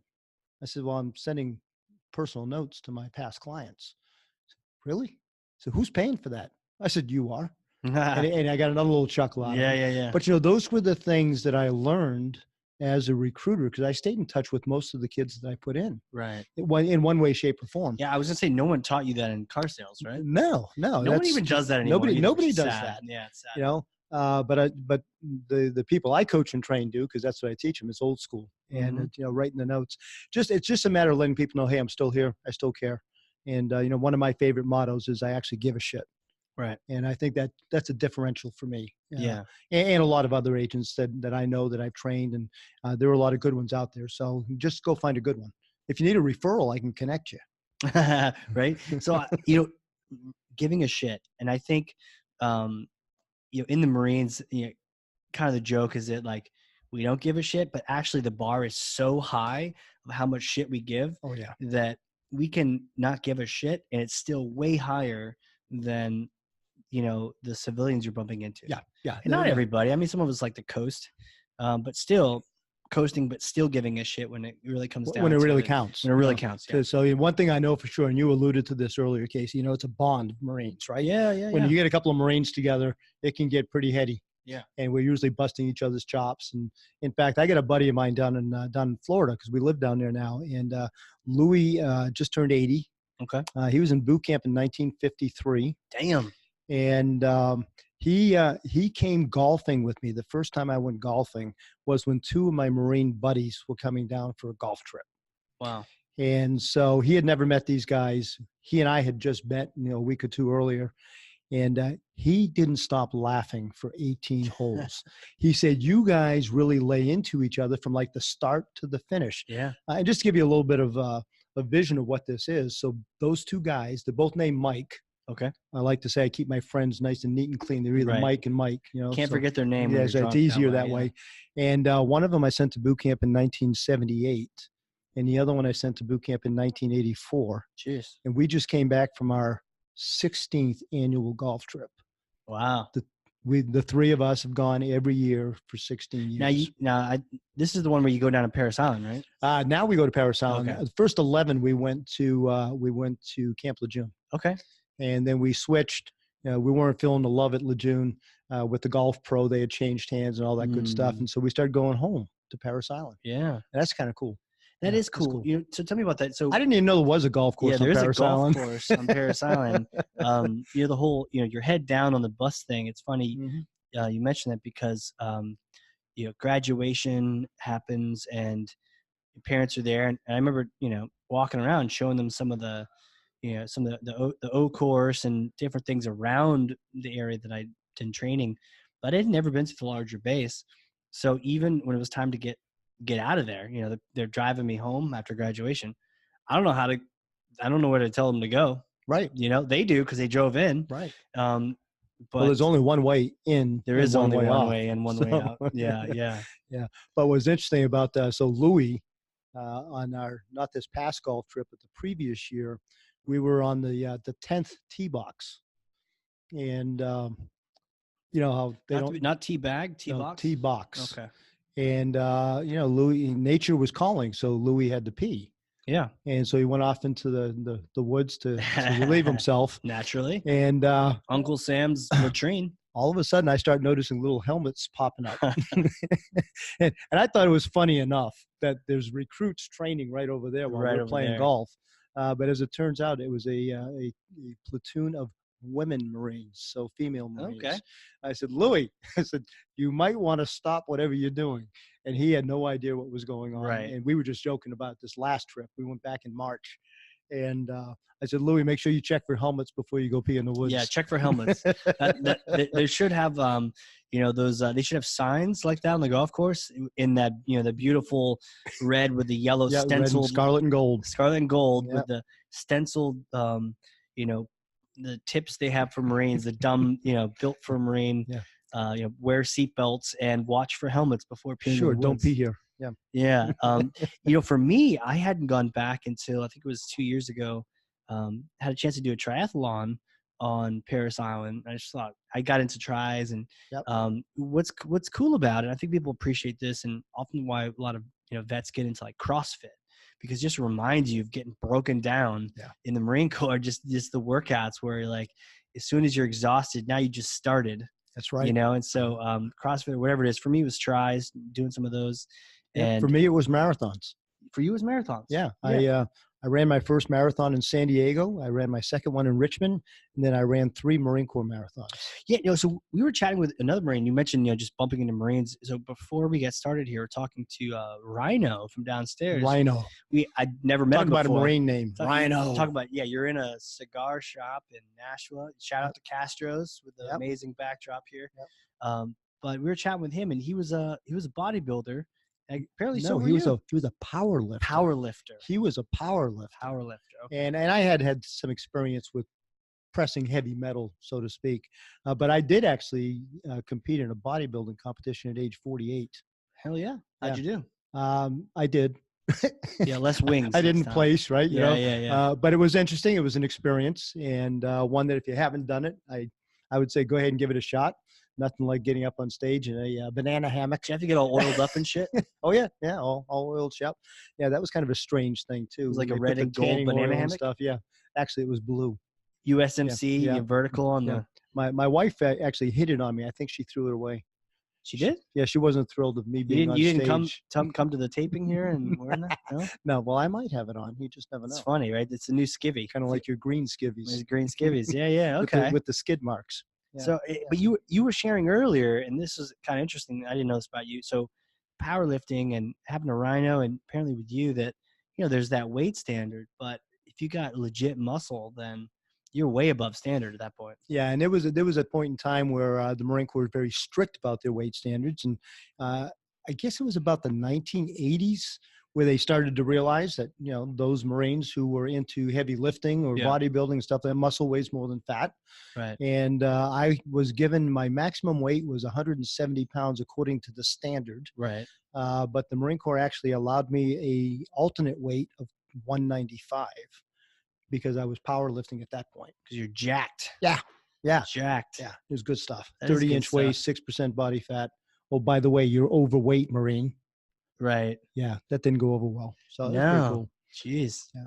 Jeez. The games we play, man. Yep. So, okay. So that's how you got into real estate. That's real interesting because I had no idea. We didn't really talk about it. And so you got into real estate. I could see you just, crushing the car sales, but at least with the real estate, it was paying off because, you were giving a shit, actually caring about the people, not being transactional. And so you just grew this, is it a practice? And you grew this business. Yeah. You grow the business one person at a time. And, I was fortunate, I had a sales background. So my first year in real estate, I had sold, I want to say 15 or 16 homes, which was unusual. I mean, is that a lot? It is a lot. There's a lot of agents that are out there don't sell that amount of homes. Most agents average less than 12 a year. You've got some powerhouses that are out there doing the deal, and it's the old Pareto principle. 20% of the agents generate 80% of the business. True. And so I got a pretty good start. And of course, it was a good market. It was 2001. Right. The bubble was being created. Right. And right. Yeah. And I remember in 2005, we were still working at Remax at that time. And all of a sudden, it was like somebody flipped a switch in 2006. The market was starting to crash. Okay. I had 2 kids in college, 2 mortgage payments, 2 car payments. And during the first quarter of 2006, my wife and I had sold 1 house. Really? So commission was about $5,000. That wasn't going to feed that machine I just talked about. No. So I went to my broker and he said I probably needed professional help. I thought he meant I needed a psychiatrist. Well, that was probably accurate. Yeah, that probably was accurate. Yeah. But what he meant was I needed a coach. Huh. So I went downstairs from his office and got on the phone and I hired a real estate coach. Okay. To the tune of $500 a month for one-to-one coaching. And that was a lot of money for you if you're only selling 1 house. I didn't have any money. No money. In fact, Carol was very upset with me because I was spending money we didn't have, which meant it was going on a credit card. Mm-hmm. But that decision in the 6 months, the following 6 months, we earned 6 figures, $100,000 in net commissions. In 6 months? And the market's crashing, by the way. Market's crashing and you're crushing it. And crushing it. 6 figures in 6 months. That's pretty legit. And what was really cool about it, the next 6 months, so now we're talking 12 months. Yeah. In the worst real estate market in history. And we earned $200,000 in net commissions. Hell yeah. And so what was really cool about it, I was only doing 3 things. Okay. I was calling my database to check in. Yep. I was writing handwritten personal notes, and I would visit my clients maybe once a quarter just to stop in and say hello. Little gift to say, hey, we appreciate you, right? You gave us something. I don't even remember. I don't remember what I gave you. I know the last time I stopped by your house, you weren't there, and I dropped off a coffee cup and some freshly ground coffee. That's right. Coffee. From one of my great connections here, King David Coffee. Can I put that out there? Yeah. King David Coffee, a local coffee roaster. Sam Brest is the owner, and he put together some great packages. I came up here for a week from Florida because I still do it. Right. And I was visiting all my past clients and my best clients and delivering coffee grounds. So you were calling your database, you're writing handwritten notes, and you're visiting people. Can't get more old school than that, can you? Yeah, old school at basic too, right? Yeah. And like caveman basic or grunt basic. Oh, right? So we're back to the hammer and the chisel again, right? Yeah, as long as the hammer and chisel is hammer and sickle. That's right, hammer and sickle. Yeah. But what was interesting is I have followed that same process since 2006. So it's been 13 years. Carol and I have lived in Florida for 4 years, which means we're not here. Right. And we've sold over 150 homes here in New Hampshire. Wow. Just by maintaining that connection. So you've really got that figured out. Tell me about that transition, because it sounds like you really did find that success. If you were to tell, Frank just got out of the Marine Corps, like what kind of advice would you give yourself as you just got out, knowing, where you got now and you found your sweet spot and all that? Well, I think first of all, you got to find something that you enjoy. Right. And for me, it wasn't real estate that I enjoyed. It was the people that I enjoyed. Right. Right. So my advice to any Marine coming out, regardless of what you've experienced as a Marine, Right. remember that we don't quit. And I think that's one of my one of my mottos is never, ever, ever quit. Right. And there's been some tough times, and there's been some great times. And at the end of the day, if you just stay focused on the process, taking care of people. I think it was Zig Ziglar that's shared, if you help enough other people get what they want, you'll have everything you want. Yeah. And that's a philosophy that I've lived by pretty much ever since I got out of the Marine Corps. Right. Yeah. And so the advice was like, stick to what you enjoy. Stick to it. Find what you enjoy. Find what you enjoy. Stick to it. Stick to it. Do the best you can. And of course, Right. as Marines, we're taught to do the very best we can. The bar is high. The bar is high. Yeah. Doesn't mean we don't drift. Doesn't mean we don't do some silly things. Absolutely. But it does mean that we can regroup and do the right things and live a great life. Yeah. And I think that, that never quit, that persistence, I don't know what phrase it was, but the idea that, whether it's just athletics or in life and business,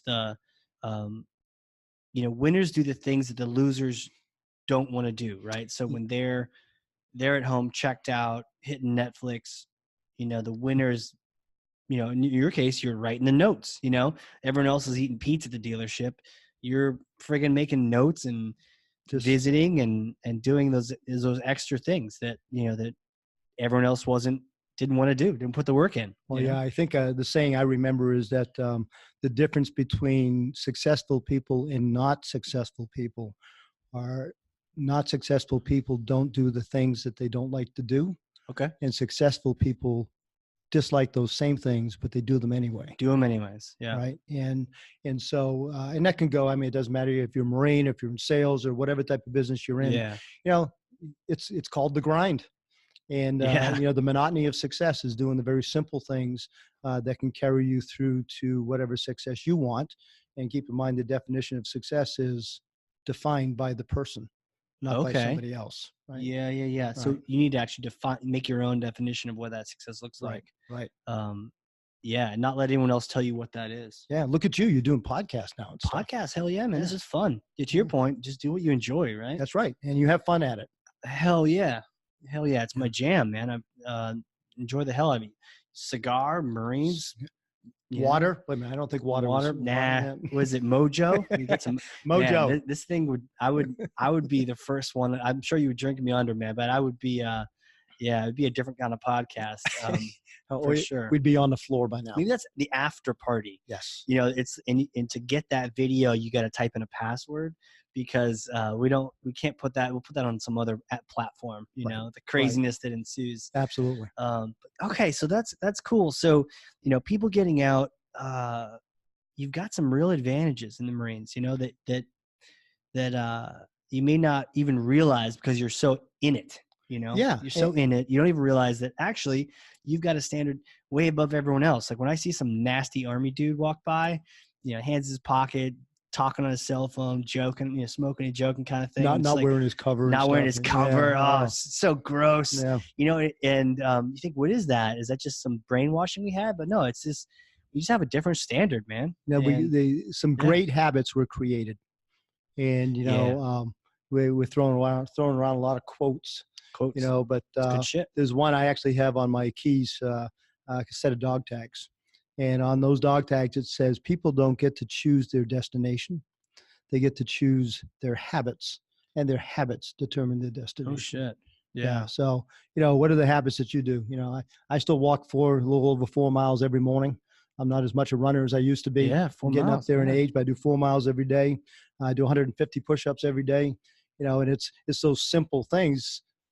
Done once, they don't make a big deal. Yeah. But when you do it consistently over time, it pays. I think there's something to be said for, I can't go so deep into the science on it, but just, working out, whatever it is that gets you to really sweat it out, and some people it's yoga. I found that, I was doing a bunch of yoga and then like, hey, congratulations, you just spent an hour and you burned 35 calories. I'm like, damn it. But, I'd go out for. So then you graduated to hot yoga? No. So last month I got in this habit of just running a mile a day, and, rain or shine, how I felt good, felt bad. You could run more than that, but just enough. Because I found with just even like 2 minutes doing a little run, and I'm sweating like a hog. But you get back and you feel so good. Yeah. So it's almost like that fitness, that we had just sort of, I don't know, forced upon us in the Marine Corps, not losing sight of that, Right. because there's that benefit to just, getting those, you finish a workout. It could be CrossFit, it could be just, you building a bench out Whatever. of lumber, Yep. like you had, so those kind of things. And you get that feeling, you get to get rid of all that anxiety and all that blah, Yeah, it's pretty cool. And actually it's brought me to what I do today. I'm still a real estate broker. Yeah. Tell me what you're up to now. I'm building a global agent referral network. So basically, if you wanted to move anywhere in the world, through the networks that I've built over the last 20 years, I'm able to vet out the agent in the geographic area that you're going to and make that connection for you. Right. So you don't have to worry if you're getting a relational agent or a transactional agent, right? Yeah. Okay. So that's part of what I do. Yeah. We still sell real estate, obviously. And I'm also a business coach in Florida. Oh, cool. And so it's just taking the basic fundamentals that we talked about that got me through the worst real estate market in history, right, and teaching that to business owners of all types, to build a foundation that their business can grow on. Right. So that's what I've been doing the last couple of years. Shit. Tell me about the fleece. You got Yeah. Building Dreams? Yeah, we got, so I was introduced to Building Dreams for Marines here locally. It's a local organization. Cool. Started by a civilian, as luck would have it, who had a lot of respect for Marines. Cool. And basically they are a nonprofit organization that refits homes for those Marines that are disabled and maybe can't maneuver like around the kitchen and then the bathrooms and that kind of stuff. And I was on the board of that organization for a year or so before we decided to move down to Florida. They're still around, they're still in existence, and they're still helping fellow Marines. And it's only Marines, and to the best of my knowledge right now, it's only in New Hampshire. Okay. So Only in New Hampshire. It's really pretty cool. Okay. Really cool. Building Dreams for Marines. Look them up. They could use your help. Yeah, you Google that. Yeah. And I think contribution, helping other people, sometimes the best thing. I remember like long humps and whatnot and training, when you're about ready to break yourself, instead of focusing on the pain that you have, you focus on the pain of other people. Yeah. And that kind of distracts you. It's like a mental game or something. Instead of thinking about how shitty my setup is, I'm like, let me help this other guy. Or let me just spend a little bit of my energy. I remember doing this on the run of the Tri too. Yeah. Like I'm running and I'm passing. There's a loop. So I'm seeing people that are going to be doing what I just did. And I'm just like, you got this, man. Or almost there. Or kick it up, or suck it up, buttercup. Suck it up. Actually, Marine Corps triathlon, I was on the bike. Some dude passed me and he was like, you need to pick it up. Like you're going slow or something. And I was like, oh shit. Yeah. So, however it happens, just spending a little bit of time. Of course, I then passed him on the run. I was like, hey man, you got to pick this thing up. But, a little return busting. Yeah, a little return. But thinking about the other person, come to find out, quick tangent, there was a dude that did at the Marine Corps triathlon, Paris Island. He did the whole tri, boots and utes. Wow. So he swam the 700 yards, he biked the 10, 12 miles, then ran a 5K, all in gear. All in gear, man. And the swim, shit, like swimming. How do you swim with boots on? Swim qual, man. Exactly. Oh God, and there he is on a bike, just like pedaling with his feet out to the side because he's got these big baggy pants on, and then crushing the run out. Yeah. So he was an inspiration. But yeah, focusing on other people. So I could see the Dreams for Marines. Yeah. What about the Marine Network? I think somehow we got connected? Yeah, when I was here in Nashua as a realtor, I started the New Hampshire Business Networking Group. Okay. And there's actually a group. It's a national group. It's the National Marine Corps Business Network. So that was kind of an affiliation of that. Okay. And essentially, I mean, the bottom line is there is a brotherhood within the Marine Corps. And I'm sure it is in other services as well. But honestly, maybe. I've never seen it to that degree. Yeah, I haven't either. We just met Rhino. True. And we met him, shook hands, and all of a sudden we were shooting the shit like we've known each other forever. Yeah, if we see him downstairs, we'll be like, hey, man, what's up? And I can't think of any time when I've seen a fellow Marine, whether it's a baseball cap they're wearing or a vest or a tattoo for that matter. Yep. You know, you walk up and say Semper Fi Marine, and you're at risk of losing an hour of your life because you're going to be reminiscing for an hour. Yeah. And that's a true brotherhood, and it's something that I am certainly happy that I've been part of. Absolutely. That's a good thing to check out. So that was the national, what's it called? The National Marine Corps Business Network. Okay, cool. I think it's important that we utilize these things too. You know? Absolutely. Like if you got this advantage, you know, whether it's LinkedIn, these other different things you can do to connect with other people who maybe have already, you know, gone through something you've not gone through yet. They can advise you buying a house, starting a business. I think a lot of Marines are starting businesses. A lot of Marines are starting businesses. And I think there are a lot of local Marines in business who have gone before, as you put it. I call it, you know, follow the taillights. Somebody else has gone before you. Yep. And once you make that connection, Marine to Marine, I'm sure those guys would help anybody when it comes to a Marine. Sure. They're going to help that Marine get started and do some great things in their lives as long as they're willing to pay the price. That's cool. Right. Yeah, that's really cool. I like that. It's good stuff, man. It is good stuff.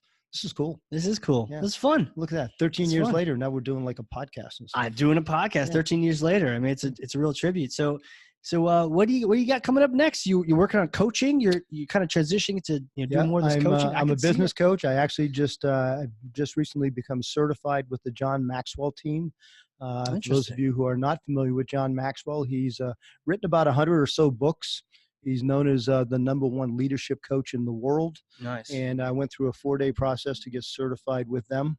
I'm also in the process of being certified by a secret organization of business coaches.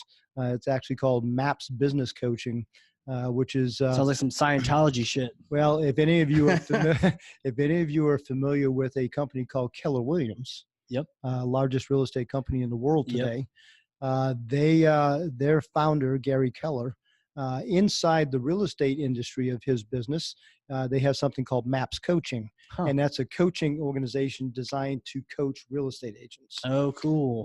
Gary's a smart man, and he probably foresees that there are other opportunities, such as business owners who today don't have a lot of resources, people they can go to for support and help when they need it to get started or to grow their business. So he's starting an arm called MAPS Business Coaching, which has nothing to do with real estate, right? But it's coaching professionals, helping business owners get to the goals that they want to achieve. Yeah, and infuse a little Marine Corps mojo into that. I think I'm going to bring some mojo to the next meeting. Yeah, we got to bring some mojo. Yeah, exactly. You know, so you mentioned Maxwell. I'm a couple books, right? You're in. You got MCIs for Marines and all this BS. But I think we talked earlier about Zig Ziglar. How to Win Friends and Influence People. Great book. Yeah, How to Win Friends and Influence People. So that was Count Carnegie. Oh, that was Carnegie. What was Zig? Yeah, Zig was a couple of them. See You at the Top, which was one of the #1 sales books back then. See You at the Top. I think the newest books I think his son just wrote a book, Tom Ziglar, because he's taken over. Zig has passed away. In It to Win It. In It to Win It. Yeah. All of these books here. It's funny, and I've been reading a lot of this stuff. Yeah, since I was a teenager. Yeah. And the bottom line is they're all based on foundational principles. And although we're sitting here in 2019 and you get all this tech stuff, I mean, doing a podcast on a laptop, microphones and stuff. Yeah. But you know what? The foundational principles don't change. Interesting.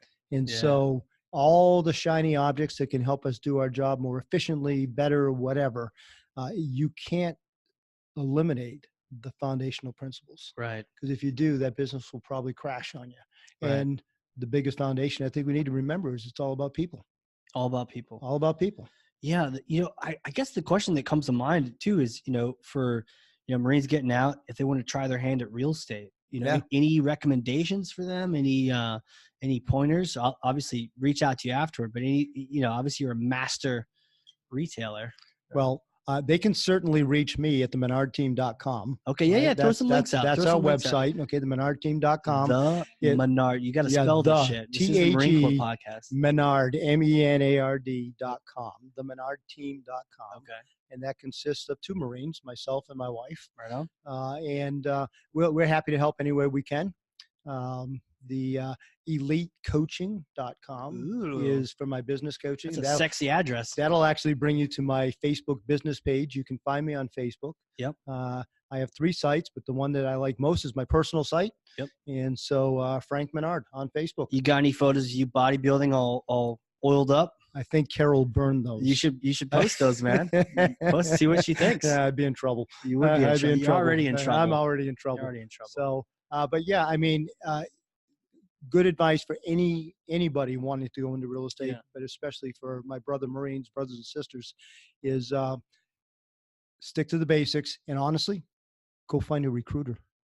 Because that's where they learn the skills. Yeah. That's where I learned the skills. Yeah. I actually, when I was at headquarters Marine Corps, I took part in rewriting the guidebook for recruiters. I still have a PDF version in my computer. Nice. And it's funny how all those things still work, even in real estate. Yes, even in real estate. Absolutely. Sales is sales, Casey. You know that. Sales is sales, baby. Marketing guru. Yeah. Here I am. Yeah. Oh, wait a minute. Hardcore marketing. Yeah, hardcore marketing. Yeah. So Casey started a podcast long after we met. True. And it was hardcore marketing. Yep. I happened to listen to it. And actually, I still listen to it on some of those morning runs. There you go. I don't understand a damn thing you're saying, but I still listen to it. There you go. You get that deep, buttery voice. Salesforce and Pardot. That's right. Right? That's right. It's really cool. Well, with the Salesforce thing, it's interesting. Salesforce, technology, they've got free training, and it's this tech that, you just do some free classes. They're kind of like MCIs online that you can make a whole career of it. So there's so many opportunities out there. What's really cool, because what you bring into mind right now is just saying those words. Are you familiar with Anthony Robbins? Hell yeah. Hell yeah. I think you went to one of his events last year, didn't you? Yeah, a couple. Yeah. So one thing that he promotes is Kanai. Constant and never-ending improvement. Oh, nice. Right. And so if you think about that, you're talking about MCI courses and all that stuff. The Marine Corps wanted us to be strong and fit and all that stuff. They also wanted us to get smart. Yeah. And part of us being able to get promoted in the Corps had to do with being a well-rounded individual. That's true. Which included MCI courses. That's true. Right? Yeah. That's true. So it's pretty cool. But once you get out, no one's going to make you do that. So No. you got to you have to step up. It's a habit. Do that. It's a habit. If you don't have that, you're going to make yourself have that. That's habit. right. That's cool. right. That's cool. Well, this has been great, man. It's been awesome. Yeah. Awesome. Let's go get some mojo. Let's go. Yeah. Well, there's a sushi place right next door with Mai Tai. So there you go. Yeah, close enough. Maybe I can teach them how to make mojo. Yeah. It's danger. Danger. I mean, if I post this, we're lucky. If you listen to this now, it means I've survived the mojo, and we post this episode. But yeah, thanks again for coming out. Hey, Casey, thanks for inviting me. It's good great stuff. It's great stuff. It's always good to reminisce with a fellow Marine. Absolutely. Hoorah, brother. Hoorah. Yeah. Absolutely. That's cool. We need some cool ending where we high five or something. But can we do that? We could, but we'd lose all of fist bump. Okay. Explode. So I mean that's it for this episode. But if you're listening to this and you got this far, or maybe you're on that run and you can't stop it because because we're just going. You're just going. Then I would say try to get at least one takeaway from this. Whether it's one of those books to read, or even just I don't know. Just try to either get one of those books to read or just share this with someone. Yeah, share it. Can I tell you your best book? Yeah. It's a great book. Yeah. You have about good foundational books. principles. You have good books. So John Maxwell, 15 invaluable laws of growth. 15 invaluable laws of growth. John talks about the 15 laws to help you grow as a person and as an individual. It's a phenomenal book. Okay. Great book. Amazon. You can get it on Amazon. Amazon library, whatever. Yeah. I'm actually going to be doing a mastermind via Zoom coming up in May. And it's going to be based on those 15 laws, 15 invaluable laws of growth. Shit. Yeah, it's cool stuff. Legit. Absolutely. I'll have to sign up for that. So, cool. Get this in someone else's hands. One of the best ways to, prevent us from losing Marines for no reason is just reaching out. And what I hate seeing on Facebook is share this post, suicide is bad. No. Reach out to your buddies, say hi, or tell them to go fuck themselves. But either way, reach out to your buddies. It's the same thing. Hugging, it's go fuck the yourself, same right? thing. It's the same thing. Nobody would understand that. Hopefully no civilians made only it this we would far. understand that. Yeah, exactly. yeah. But reach out. Maybe share this episode with them or I don't know, buy them a friggin' book. I don't give a shit, but that's how we got to do it. It's not posting bullshit on Facebook. It's actually reaching out and saying hi. So get this in somebody else's hands. And other than that, we'll see you guys all next time. Yeah. Go give a shit. Go give a shit. There you go. Awesome. Awesome. Thanks, Casey. Bye. Appreciate it. See you guys.